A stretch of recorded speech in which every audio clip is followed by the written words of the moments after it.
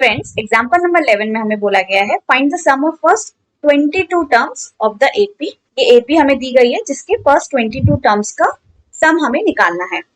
बहुत आसान है। जो हमारी एपी है वो है 8, 3, -2 एंड सो ऑन। इस एपी का फर्स्ट टर्म हो गया 8, ए का वैल्यू हो गया हमारा 8। कॉमन डिफरेंस निकालने के लिए हम कॉन्स्टिक्यूटिव टर्म्स के बीच का डिफरेंस चेक करेंगे। तो इन दोनों टर्म्स का डिफरेंस कितना है? आगे वाली टर्म माइनस पीछे वाली term 3 - 8 which is -5। Again in दोनों टर्म्स का डिफरेंस कितना है? -2 -3 अगेन -5। तो कॉमन डिफरेंस हो गया हमारा -5। तो डी का वैल्यू आ गया -5। एंड हमें फर्स्ट 22 टर्म्स का सम निकालना है। तो नंबर ऑफ टर्म्स n हो गया हमारा 22। अब इजीली हम ये फॉर्मूला यूज करके सम ऑफ फर्स्ट 22 टर्म्स निकाल सकते हैं। तो सम ऑफ फर्स्ट 22 टर्म्स हो जाएगा हमारा, इस फॉर्मूले में वैल्यूज पुट करेंगे तो हो जाएगा 22 अपॉन 2 इंटू 2a। a का वैल्यू है 8 plus n-1 that is 22 - 1 into common difference that is -5। हम सॉल्व कर लेंगे तो ये हो जाएगा cancel 11 into 2 8 16 22 - 1 that is 21 into -5 हो जाएगा माइनस के 21 इंटू 5 5 10 माइनस के 105 जाएगा 11 इंटू 105 में से 16 माइनस करना है। ये हो जाएगा 105, 16 माइनस करेंगे 15 - 6 9 9 में से बन गया 8 89। ये हो गया -89। 11 इंटू -89 89 को 11 से मल्टीप्लाई कर देंगे तो जाएगा 9 8 9 8 9 17 9। तो ये हो गया हमारा -979। Sum of first 22 terms of this AP will be -979। ये हो गया हमारा आंसर। नेक्स्ट है हमारा एग्जांपल नंबर 12। एग्जांपल नंबर 12 में हमें बोला गया है कि sum of first 14 terms of an AP is 1050। Sum of first 14 terms हमें दिया गया है 1050 है एंड उस एपी का फर्स्ट टर्म हमें बोला गया है 10 है। एपी का फर्स्ट टर्म 10 है मतलब ए का वैल्यू भी हमें दिया गया है एंड हमें निकालना है फाइंड द 20th टर्म। उस एपी की 20th टर्म क्या होगी वो हमें फाइंड आउट करना है। अब 20th टर्म निकालने के लिए हमें मालूम है nth टर्म का जो फॉर्मूला है वो है an equals to a plus n-1 d। अब इस फॉर्मूले में हमें 20th टर्म निकालने के लिए a का वैल्यू चाहिए जो हमें मालूम है 10 है, n का वैल्यू चाहिए, n हमें मालूम है 20th टर्म निकालना है तो 20 हो जाएगा। लेकिन कॉमन डिफरेंस का वैल्यू जो हमें चाहिए वो हमारे पास नहीं है। तो वो वैल्यू निकालने के लिए हमें जो दूसरा इंफॉर्मेशन दिया गया है that is sum of first 14 terms वो हम यूज करेंगे। तो सम ऑफ फर्स्ट 14 टर्म्स है 1050। ये वैल्यू हम सम वाले फॉर्मूले में यूज करेंगे। सम का फॉर्मूला क्या है? S14 का फॉर्मूला है n/2 into 2a plus n-1। अब इस फॉर्मूले में हमें n का वैल्यू पता है 14 है, फर्स्ट टर्म का वैल्यू पता है 10 है एंड d का वैल्यू हम इजीली इससे निकाल सकते हैं। इसमें वैल्यूज पुट करेंगे तो हो जाएगा 1050 equals to 14/2 2a plus n-1 n-1 मतलब 14 - 1 इंटू कॉमन डिफरेंस। ये क्या है? 14 टर्म्स का सम है। तो यहाँ पे n की वैल्यू हमने 14 ली है और हमें 20th टर्म निकालनी है तो इस फॉर्मूले में हम n का वैल्यू 20 लेंगे। तो वहां पे कंफ्यूज नहीं होना है। इसको सॉल्व करेंगे तो ये हो जाएगा 7 1050 upon 7 equals to 2 into 10 20 plus 13d हो जाएगा 7 1 7 7 5 35 0। यहाँ आ जाएगा 150, ये 20 लेफ्ट हैंड साइड में जाके माइनस के 20 इक्वल्स टू 13d। ये हो गया 130 अपॉन 13 इक्वल्स टू d का वैल्यू आ गया हमारा 10।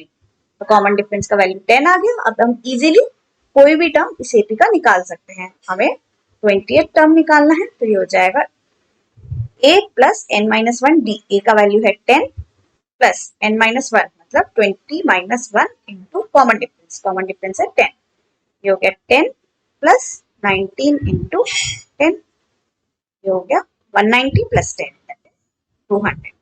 20th टर्म हो गया 200, हो गया हमारा आंसर। तो फ्रेंड्स एग्जाम्पल नंबर 13 में हमें बोला गया है how many terms of the AP must be taken so that their sum is 78। हमें एपी दी गई है 24, 21, 18 एंड सो ऑन, एंड हमें बताना है कि इस एपी के कितने टर्म्स का सम 78 होगा। बहुत ही आसान सवाल है। हमें एपी दे रखी है, मतलब हमें इसका फर्स्ट टर्म मालूम है। फर्स्ट टर्म क्या है 24।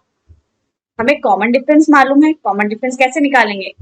फर्स्ट टू कॉन्सेक्यूटिव टर्म्स का डिफरेंस क्या है 21 माइनस 24, आगे वाली टर्म माइनस पीछे वाली टर्म, ये है -3। नेक्स्ट टू का देखें तो 18 माइनस 21, ये भी है -3। कॉमन डिफरेंस हो गया -3। एंड हमें सम ऑफ n टर्म्स देके रखा है 78 है, जहां हमें n का वैल्यू निकालना है। मतलब ये जो हमारा सम ऑफ फर्स्ट n टर्म्स का फॉर्मूला है उसमें हमें a पता है, d पता है एंड सम पता है, बस हमें n निकालना है। तो ये फॉर्मूला यूज करके हम इजीली n का वैल्यू निकाल सकते हैं। चलिए ये फॉर्मूला यूज करते हैं। Sum of n terms is 78, मतलब 78 equals to n upon 2 into 2a, 2a मतलब 2 into 24 plus n minus 1 into d, d है हमारा -3। तो n के लिए सॉल्व करेंगे तो ये हो जाएगा 2 into 78 equals to n, 2 into 24 is 48 plus n minus 1 into -3 हो जाएगा 156 equals to n 48 minus 3n plus 3, ये हो जाएगा n 48 plus 3 that is 51 minus 3n, यहाँ आ गया 156। ब्रैकेट ओपन करेंगे, ये हो जाएगा 51n minus 3n square and इस साइड रह जाएगा 156।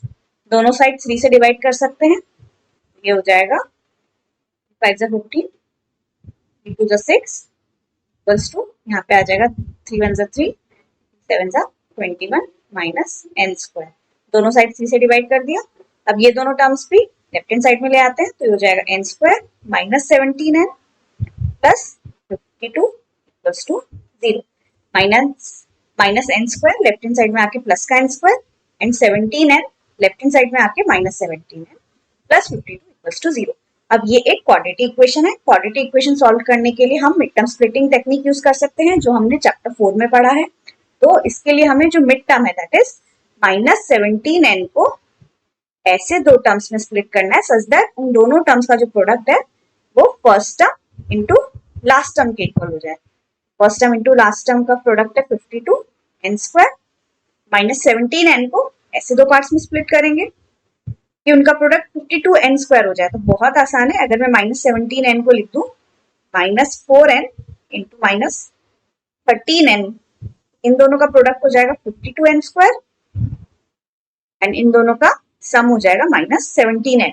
-17n की जगह मैं लिख देती हूँ -4n -13n, n square -13n -4n plus 52 equals to 0। अब मैं इजीली इसको फैक्टराइज कर सकती हूँ, तो ये हो जाएगा n कॉमन ले लेंगे तो n माइनस 13, इधर से -4 कॉमन ले लेंगे, ये हो जाएगा n माइनस 13 इक्वल्स टू 0।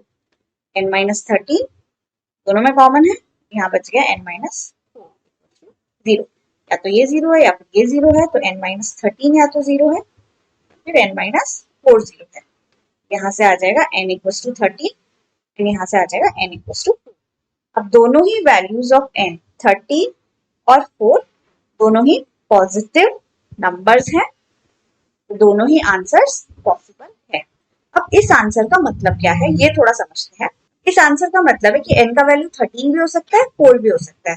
तो अगर n का वैल्यू 13 है मतलब सम ऑफ फर्स्ट 13 टर्म्स 78 है, एंड अगर n का वैल्यू 4 है तब भी सम ऑफ फर्स्ट 4 टर्म्स भी 78 है, मतलब sum of 13 terms sum of 4 terms के इक्वल है। ऐसा इसलिए हुआ क्योंकि हमारे पास जो a है दैट इज फर्स्ट टर्म जो है वो पॉजिटिव है, कॉमन डिफरेंस जो है वो नेगेटिव है, मतलब जब हम एपी पूरा लिखेंगे तो कुछ टर्म्स नेगेटिव होगी और कुछ टर्म्स पॉजिटिव होगी, और जब हम उसका सम करेंगे तो कुछ टर्म्स कैंसिल आउट हो जाएगी। दैट इज अगर ये एपी हम 13 टर्म्स तक लिखें तो हो जाएगा 24, 21, 18 एंड टिल -12। -12 इसका 13 टर्म है और ये इसका फर्स्ट टर्म है। अगर सम ऑफ फर्स्ट 4 टर्म्स देखें, मतलब इन सब का सम 78 है, and sum of 13 terms, first 13 terms मतलब यहां से लेके पूरा 13 टर्म का सम देखे, ये भी 78 है। क्योंकि जो इसमें बाकी के टर्म्स है दैट इज 12 से लेके -12, इसमें जो टर्म्स है उनका जब हम सम करेंगे तो वो टर्म्स कैंसिल आउट हो जाएगी। दैट इज प्लस के 12 -12 से कैंसिल, 9 -9 से कैंसिल, 6 -6 से, 3 -3 से एंड 0, तो इनका सम जो है वो 0 हो जाएगा। Sum of first 4 terms plus 0 is sum of 13 terms, जो कि अगेन 78 हो जाएगा।